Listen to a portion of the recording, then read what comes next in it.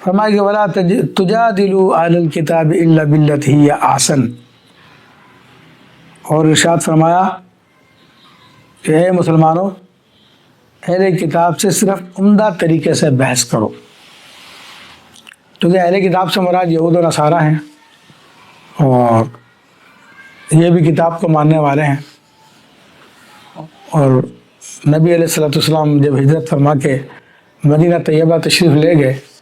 تو وہاں پر یہود تھے، اور پھر نجران سے اور دیگر علاقوں سے عیسائی بھی آتے تھے، وہ گفتگو بھی کرتے تھے۔ تو اللہ تبارک و تعالیٰ نے مسلمانوں کو ہدایت کی کہ اہل کتاب سے اچھے طریقے سے دلائل کے ساتھ گفتگو کرو تاکہ ان کو تمہاری بات سمجھنے میں آسانی ہو جائے۔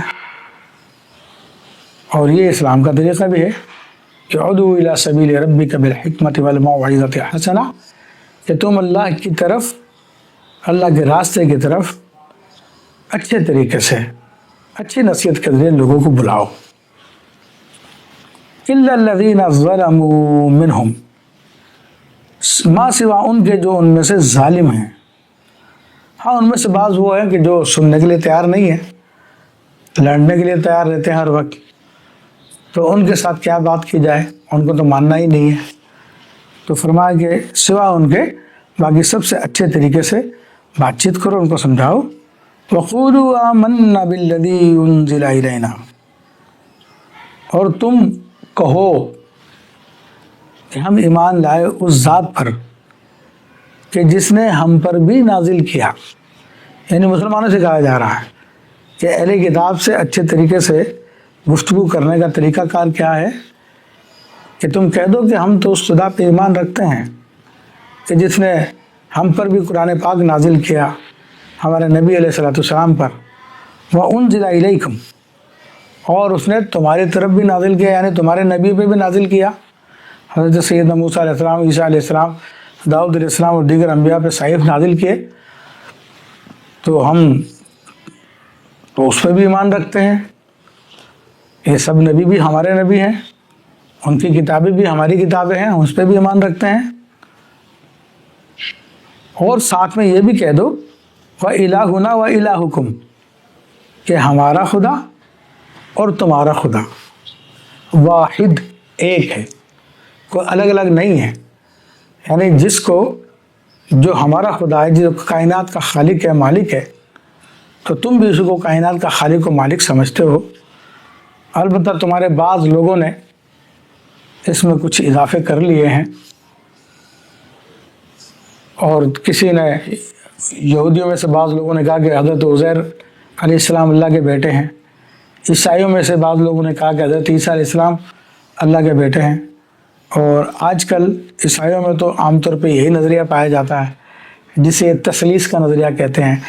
ٹرینٹی کہتے ہیں، تین خداؤں کے قائل ہے۔ حالانکہ آپ پوری کی پوری آپ انجیل کو دیکھ لیجئے، آپ کو کہیں بھی اللہ جل شانہ کے سوا کسی اور خدا کا ذکر نہیں ملے گا۔ آپ توریت کو دیکھ لیجئے، زبور کو دیکھ لیجئے، انجیل کو دیکھ لیجئے، آپ تمام صحائف کو دیکھ لیجئے، تو وہاں پر آپ کو کسی اور خدا کا ذکر نہیں ملے گا۔ حتیٰ کہ ہندوؤں کی ویدوں میں بھی دیکھیں گے تو آپ کو خدا واحد کا ذکر مل جائے گا۔ تو فرمایا کہ تم ان سے کہہ دو کہ ہم تو ایمان لاتے ہیں اس پر جو ہم پر بھی نازل کیا گیا، جو تم پہ بھی نازل کیا گیا ہے، اور ہمارا خدا اور تمہارا خدا ایک ہی واحد ہے۔ وَنَحْنُ لَهُ مُسْلِمُونَ، اور ہم اسی کے مانتے ہیں، ہم اسی کی اطاعت کرتے ہیں۔ وَكَذَلِكَ أَنزَلْنَا إِلَيْكَ الْكِتَابَ، اور اسی طرح ہم نے آپ پر بھی کتاب نازل کی۔ ابھی براہ راست رسول اللہ صلی اللہ علیہ وسلم سے فرمایا جا رہا، یعنی جس طرح انبیاء، دیگر انبیاء کرام پہ کتابیں نازل کی گئی، تو اسی طرح نبی علیہ الصلوۃ والسلام پہ بھی کتاب نازل کی گئی۔ فَالَّذِينَ، پس وہ لوگ، آتَيْنَاهُمُ الْكِتَابَ يُؤْمِنُونَ بِهِ، کہ جن کو ہم نے کتاب عطا کی، یعنی ماضی میں، تو وہ بھی اس کتاب پر ایمان رکھتے ہیں۔ تو اب یہ یہود اور نصارہ کے، عیسائیوں کے اس گروہ کے بارے میں بات کی جا رہی ہے کہ جب نبی علیہ الصلوۃ والسلام نے اسلام کی دعوت دی اور ان کو اللہ کا کلام پیش کیا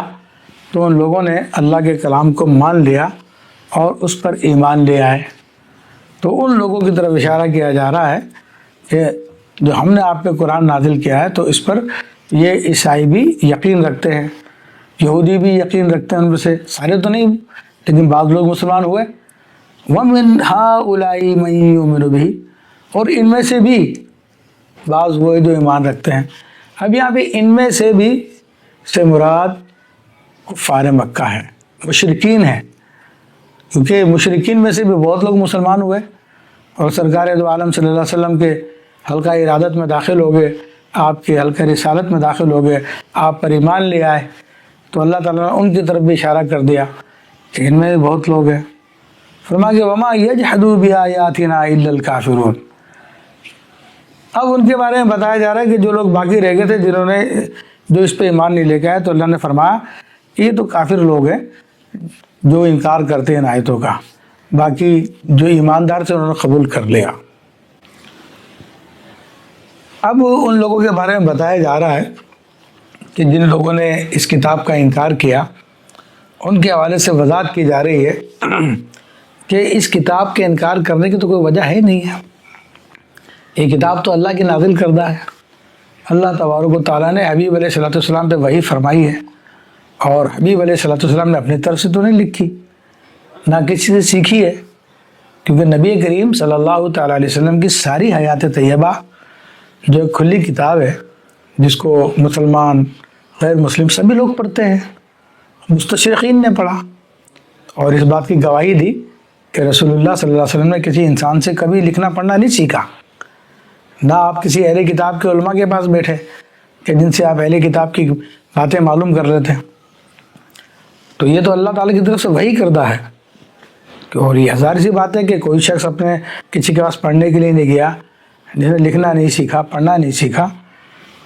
پھر وہ ایسی تمام کی تمام باتیں بیان کرے، تو یہ اس کی طرف سے تو نہیں ہو سکتی، یہ تو اس کی طرف سے ہو سکتی ہے جو کائنات کا خالق ہے، مالک ہے۔